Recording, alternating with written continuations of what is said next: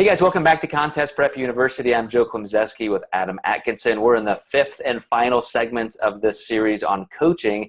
And I want to finish, Adam, with expectations. I love that word because if we can get the expectations aligned between any two people in any relationship, things go better. So from a client perspective, in a coaching perspective, we need to do just that. We need to align these things. So I'll give you a quick story of a client that I just was not aligning with whatsoever. And this was somebody that she was not only just questioning me, which is fine, but she started lecturing me and almost yelling at me through email about some things that she wanted me to coach her this way.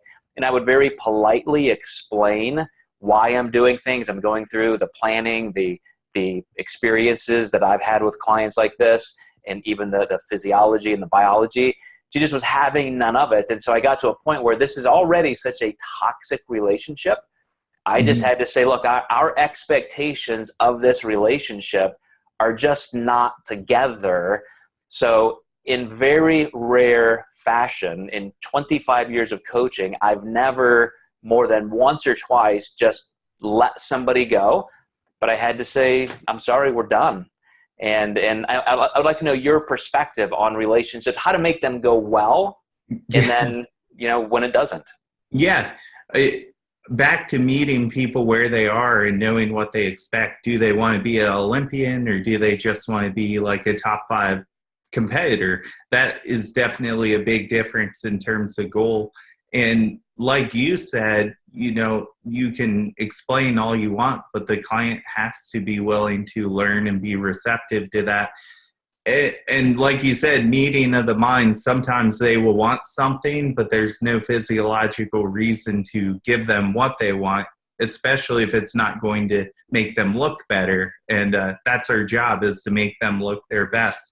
And sometimes you do have, and like I would say, very rarely, maybe only one time have I had to really part ways with somebody professionally and just say, hey, this is stressing you out. This is stressing me out. And as much as we've tried to salvage this relationship, it's not going to work. But I think what the most important part is still being a good coach, and maybe following up with, hey, here's somebody I think you might work well with, because there's always coaches that do things differently. And you might know a coach that, like I had somebody who really wanted to cut water, and I couldn't sell them on it. So I know a coach that does that. So I knew I could send them there and they get exactly what they want. And I thought that would be less stressful for them. If you care about somebody, you will let them go. Sometimes you really have to do that. And I think they ended up happy in the long run, and our relationship is still great. And it's actually much better now that I'm not coaching that person anymore. So, and I do think sometimes just having a little bit deeper conversation. So it's also something that I'm so quick to do now more than ever in my career, which is to say, hey, we're not connecting on this point. Let's get on the phone. And every time I do that with a client, I'm able to convey my expectations and reasons why I'm doing something. It could be something as simple like you're saying, of a technique. This is why I'm planning your peak this way. I want you to consume water. I can send them articles, I can send them research, but a lot of times it's not the data, it's the connection, it's the human conversation. So, another way of just creating better expectations is us coming back to just getting on the phone and talking to somebody. Yeah. And if there's any coaches listening to this, you're going to run in situations like this, and don't let it sink your ship, because you're going to have 20 other people who, want to listen to you and really value your advice.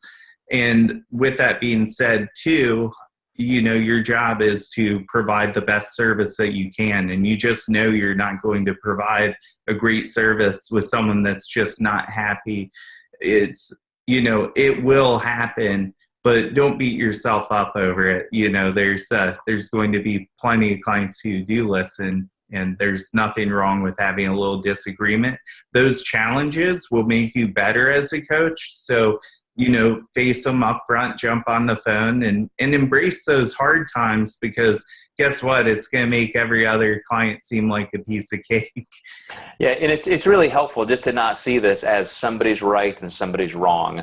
Different semantics, different perspectives, and even if you just can't align from a personality perspective, you're exactly right, Adam. Just you can still part friends and just say, wish this would have worked out. Let's have an amiable separation, and we'll both be happier.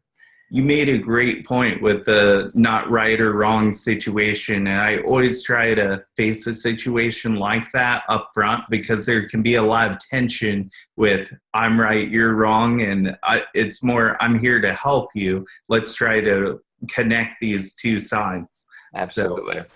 Absolutely. Well, guys, I hope you have liked this series. Adam and I are just continuing to brainstorm of all the things that we think you need to know as competitors and coaches. So feel free to give us some ideas. What do you want us to cover? And we'll start creating some topics and series around that. So thank you very much, Adam, for your input. Excellent as always. And we will catch you guys next time in Contest Prep University.